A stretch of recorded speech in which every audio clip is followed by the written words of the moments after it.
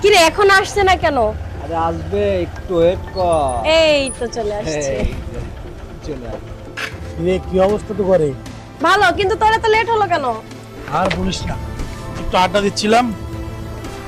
আর আমরা কিসের জন্য বসে আছি? হ্যাঁ, আমরা তো আড্ডা দেওয়ার জন্য বসে আছি। এটা কেন বোঝে বল? আরে ব্যস্ত মানুষ বুঝিস। ওই দেখ, আমি না আসতে আসতে ফকির এসে হাজির। কিরে ফকিরনি, মিসকিন কেমন আছিস? কিরে সেরা, তো কানে যাচ্ছে না। চলেন দেন, গাড়ি কাজ দাঁড়াতে, গাড়িটা নোংরা হয়ে যাচ্ছে না? আবার গাড়ি হাত ছড়া না রে ভাই। ভাই ওখানে আসলে কোন লজ্জায় এরা আসে রে ভাই? এরা কি বুঝতে পারে না যে আমাদের সাথে ওর যায় না? ওর লেভেল কি আর আমার লেভেল কি? এই তুই এখানে বসছিস কেন? ওঠ, ওই পাশে যা। দেখছিস কি ড্রেসের অবস্থা? কি বিশ্রী গন্ধ। দূরে বয়, দূরে বয়। থেকে যে এরা আসে আল্লাহই জানে।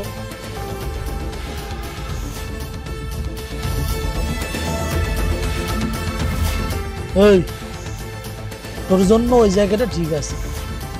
সব সময় যখনই আসবি ওই রকম কম পক্ষে 5 ফিট দূরে বসবি। দেখিস না যেরকম ওই যে ট্রাকের পিছনে লেখা থাকে 100 গজ দূরে থাকুন, 100 গজ দূরে থাকুন। ঠিকই বলেছিস। দেখ না, আমাদের তিনজনের লেভেল আর ওর লেভেল, এটা সাথে যায়। আমি চিন্তা করে পাই না যে আসলে যখন আমরা যেখানে যাই এই ফকিন্নি কোনতে খবর পায় আমাদের কাছেই চলে আসে। আরে দেখ না, ওকে তো আমাদের বন্ধু হিসেবে পরিচয় দিতেই লজ্জা লাগে, কিন্তু কি করব বল, সেই প্রথম বর্ষ থেকে একসাথে পড়াশোনা করে আসছি, তাই আর মায়াটা কাটিয়ে উঠতে পারি নাই। এই যে তুই একটু বেশি বেশি করে ফেললি, যেহেতু বন্ধু বলেই ফেলেছিস তাহলে আচ্ছা মানলাম বন্ধু।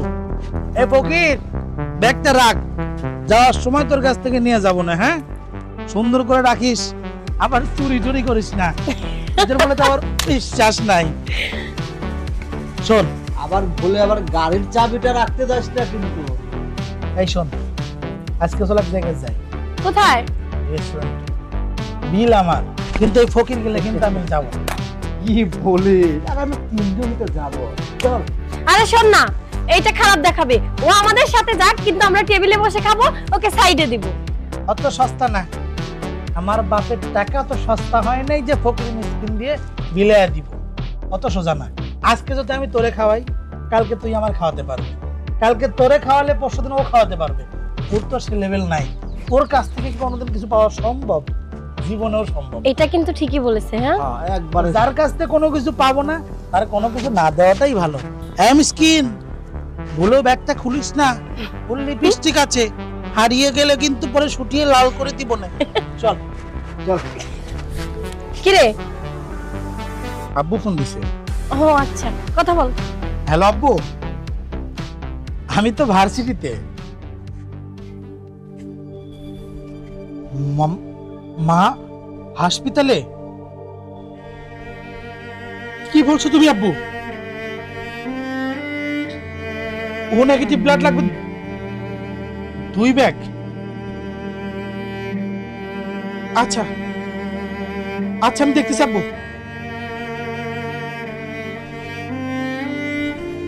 আরে কি হয়েছে তোর? তোকে একটু নূপুর, হ্যাঁ, আমার মা হাসপাতালে। ডাক্তার বলছে যে অপারেশন করতে হবে। এই মুহূর্তে 2 ব্যাগ রক্ত লাগবে। কি বলিস? ও নেগেটিভ। কিন্তু দোস্ত, ও নেগেটিভ তো তোর রক্ত, তাই না? চিন্তা নাই, চল এখনই চল দোস্ত।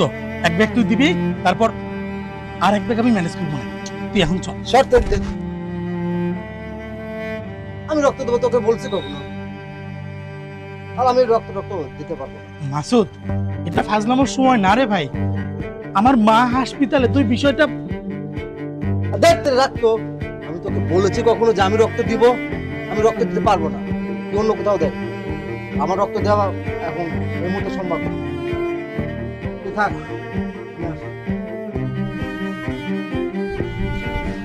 নূপুর, আচ্ছা ওই যে তোর একটা বয়ফ্রেন্ড ছিল না, আমি জানি ওর রক্ত ও নেগেটিভ। একটু বল না দোস্ত, দেখ তুই একটু বল, তুই বললেই হবে। আসলে তোকে কি বলবো না, আজ কয়েকদিন ধরে রাজের না শরীরটা খুব অসুস্থ। আসলে ওকেই নতুন ব্লাড দেওয়া হয়েছে। ও যদি এখন তোর মাকে রক্ত দেয় তাহলে তো ও নিজেই ভেঙে পড়বে। না না, আমি ওটা ওকে বলতে পারবো না। দোস্ত, আমার না ফোন আসছে, রাজের শরীরটা খুব খারাপ। আমি আসি, হ্যাঁ, পরে তোর সাথে দেখা করে নেবো।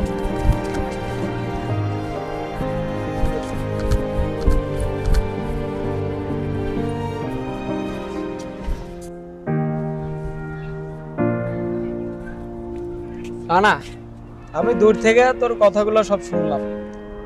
আম্মা নাকি হসপিটালে রক্ত লাগবো, তুই টেনশন করিস না, রক্ত আমি দেবো। আমার শরীরে যা রক্ত আছে এগুলো আমি সব দিয়ে দেবো, বুঝছস? কারণ তোর আম্মা মানে তো আমারও আম্মা, তুই টেনশন করিস না। চল অনি যাই। অজয়, তুই তুই আমার আম্মার জন্য রক্ত দিবি? ভাই, তুই সত্যি আমার আম্মার রক্ত দিবি? দিমু। আরে তোর আম্মা মানে তো আমারও আম্মা, দিমু না কেন? কিন্তু কেন দিবি? আমি তো তোর বন্ধুত্বের মর্যাদা কখনো রাখি নাই। আমি সব সময় তোর অপমান করছি, লাঞ্ছিত করছি, আর আজকে তুই আমার আম্মারে রক্ত দিবি? এটা তুই কি বললি দোস্ত? আমি যে তোর কাছে ঋণী হয়ে থাকবো সারা জীবন। এখন কি এগুলা কথা বলার সময়? তুই টেনশন করিস না, এগুলা নিয়ে চিন্তা করিস না। চল। দাঁড়া দোস্ত, তুই আজকে আমায় কিছু কথা বলতে দে। আমি ভার্সিটিতে আসি, সারাদিন আড্ডা দেই, আমার বন্ধু নূপুর, মাসুদ, তাদের নিয়ে সবসময় আড্ডায় মজে থাকি, আর তোকে সবসময় অপমান করি। আর ওই মাসুদ যে যখন এই ভার্সিটিতে ভর্তি হয়, কোনো থাকার জায়গাও ছিল না। এই জান, আমি ওরে থাকার জায়গা করে দিছি। আর নূপুরের গায়ের যে পোশাকটা দেখলি না, সেটাও আমার টাকায় দেওয়া। কিন্তু আজকে আমার বিপদের দিনে আমার সেই বন্ধু, আমার সেই বান্ধবী, তারে আমি পাই নাই। আর আমি যারা ফকিন্নির বাচ্চা বলে অবহেলা করছি, সেই তুই আমার পাশে এসে দাঁড়ালি। বন্ধু, আমি অনেক বড় ভুল করে ফেলছি বন্ধু, তুই আমার ক্ষমা। এত ইমোশনাল হইলে চলবো? তুই তো আমার বন্ধু, তাই না? তুই আমার অপমান করছস, যখন যা ইচ্ছা হয়েছে কইছস, এগুলো আমি কিছু মনে করি নাই। বন্ধু তো বন্ধুরে করবো, তাই না? একজনে আরেকজনের পছন্দ হইতে নাই পারে, তাই বলে তোর বিপদে আমি থাকবো না? এটা কোনো কথা? চল চল আয় বন্ধু, চল। চল।